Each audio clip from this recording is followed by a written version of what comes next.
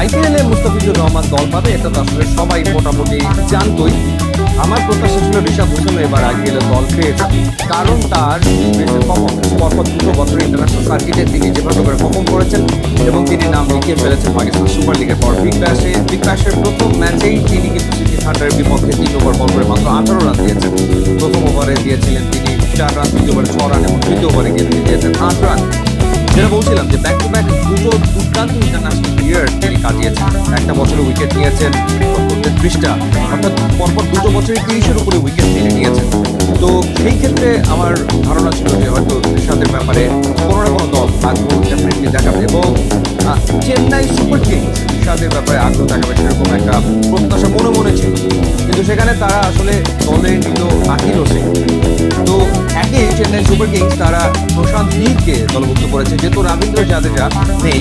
রবীন্দ্র জাদেজার ওই রোলটাতে প্রশান্ত ভীরকে দেখা যাবে। তিনিও লেফট আর্ম স্পিনার এবং একই সাথে তিনি মিডল ওভারে ব্যাট করতে পারেন।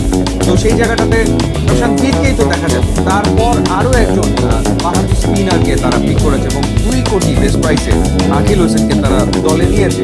তো সেইখানে তারা যদি ঋষাদ হোসেনকে নিত, তো সেই জায়গায় আমার মনে হয় তাদের বিকল্প অপশন তৈরি হতো, অর্থাৎ আরও একটা বিকল্প অপশন তাদের তৈরি হতো। আমরা যদি একটু কম্পেয়ার করি যে ঋষাদ হোসেন এবং আকিল তাদের ইন্টারন্যাশনাল ক্যারিয়ার আসলে কোন পর্যায়ে রয়েছে। আকিল হোসেন এখন পর্যন্ত ইন্টারন্যাশনাল ম্যাচ খেলেছে 87টা এবং 87 ম্যাচে আকিল হোসেন উইকেট নিয়েছে 83। 87 ম্যাচে 83 উইকেট, অর্থাৎ গড়ে তিনি কিন্তু প্রত্যেক ম্যাচে একটা করে উইকেট নিতে পারেনি। তার ইকোনমি যে রেট সেটা হচ্ছে 7.2। পাশাপাশি আকিল হোসেন যে খুব ভালো ব্যাট করতে পারেন ব্যাপারটা তো তা না। এই 87টা ম্যাচে 37টা ইনিংসে তিনি ব্যাট করার সুযোগ পেয়েছেন, রান করেছেন 93, বেশি রান তিনি করেননি। তার যে স্ট্রাইক রেট সেটা হচ্ছে 111.83, কোনো 59। তো আকিল হোসেন আসলে ব্যাটিংয়ে কন্ট্রিবিউট করতে পারে না, এটা তো পরিষ্কার। সেখানে আমাদের ঋষাদের পারফরমেন্স নিয়ে এবার আমরা আলোচনা করি। ঋষাদ হোসেন এখন পর্যন্ত 55টা টি20 ম্যাচ খেলেছেন, সেখানে তার উইকেটের সংখ্যা 55 ম্যাচে 71 উইকেট নিয়েছেন। তো ডেফিনেটলি আকিলের যে অনেক বেশি উইকেট টেকিং অ্যাবিলিটি ঋষাদের রয়েছে সেটা তো স্ট্যাটস পরিসংখ্যান প্রমাণ করে দিচ্ছে। 71 উইকেট নিয়েছেন। হ্যাঁ, একটা জায়গাতে আকিল এগিয়ে রয়েছে। আকিলের ইকোনমি রেট 7 পয়েন্ট সামথিং, আর এখানে ঋষাদ রয়েছে 8.14। ঋষাদ হয়তো একটু এক্সপেন্সিভ, কিন্তু সেটা কি আকাশ পাতাল? সেটা তো ওরকম কোনো কিছু না। পাশাপাশি এই 55টা ম্যাচের ভিতরে 33টা ইনিংসে ঋষাদ ব্যাট করেছেন এবং ঋষাদের একটা 50 আছে। ঋষাদের টুকটাক ব্যাটিং ক্যাপাবিলিটি সম্পর্কে তো আমরা অবগত। তো আকিল হোসেনের চেয়ে ডেফিনেটলি ব্যাটিংয়ে তিনি বেশি কন্ট্রিবিউট করতে পারবেন এবং তার উইকেট টেকিং অ্যাবিলিটি বেশি। পরপর 2 বছর ইন্টারন্যাশনাল সার্কিটে সুপার পারফর্ম করেছেন।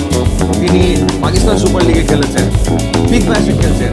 তো সেই ক্ষেত্রে আমার মনে হয় যে চেন্নাই সুপার কিংস তারা যদি আসলে আকিলের পরিবর্তে ঋষাদকে বিবেচনা করতো সেটা খুব একটা খারাপ হতো না এবং ঋষাদেরও আইপিএল খেলাটা হয়ে যেত। তো যাই হোক, নিশ্চয়ই কোনো রকম প্ল্যান থেকে চেন্নাই করেছে, বাট ঋষাদ যেভাবে পরপর 2 বছর পারফর্ম করছে এই বছর মানে আপকামিং ইয়ার 2026 যদি সেভাবে পারফর্ম করতে পারে, ঋষাদেরও আইপিএলে খেলা হবে এবং ঋষাদ কিন্তু ঠিক একই রকমভাবে কাড়াকাড়ি হবে যেরকমভাবে কাড়াকাড়ি হবে। ইউটিউব ইনস্টাগ্রাম লিঙ্ক আছে, আপনারা যোগ দিলে খুবই খুশি হবো। And thanks for watching.